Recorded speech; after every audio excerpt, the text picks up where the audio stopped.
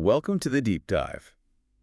Today we're trying to get to the bottom of a really popular service, TruthFinder. Right. One of those people search platforms. Exactly. Yeah. And there's this really strange tension we found in the source material. On one hand, it has an A rating from the Better Business Bureau.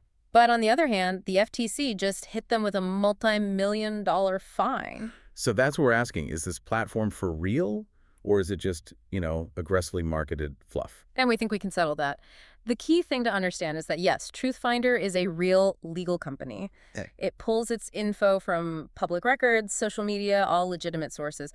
But, and this is the key lesson for you, legitimate absolutely does not mean reliable. Okay, so let's unpack that. What does the service actually give you for your money?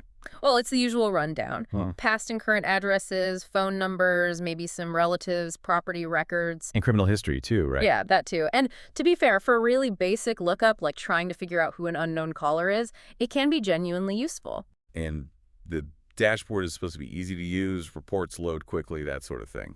That ease of use is a definite plus, but it's the accuracy that's the major problem here. So the data itself is just wrong. The volume of reported mistakes is really high.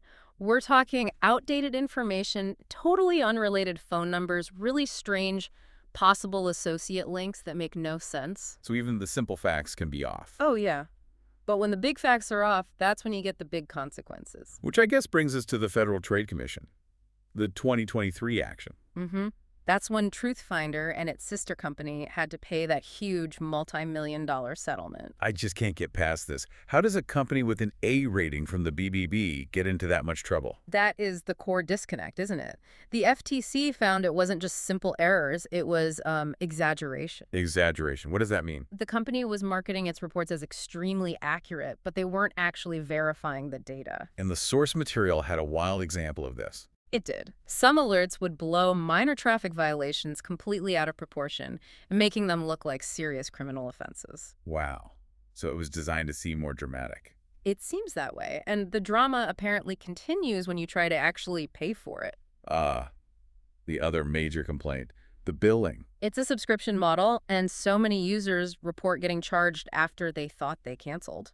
Or a trial period just quietly flips into a full membership. Exactly. It sounds less like a search tool and more like a subscription trap.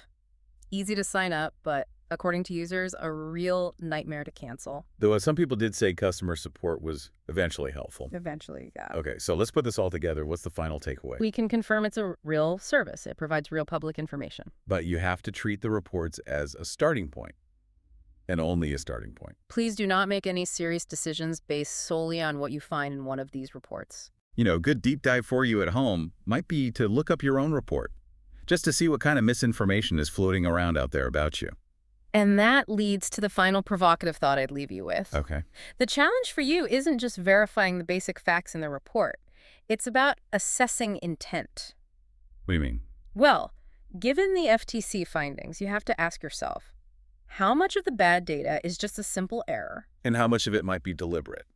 Deliberate exaggeration, designed to make the report seem more dramatic, more valuable, and, ultimately more profitable. That's the real question you should be thinking about.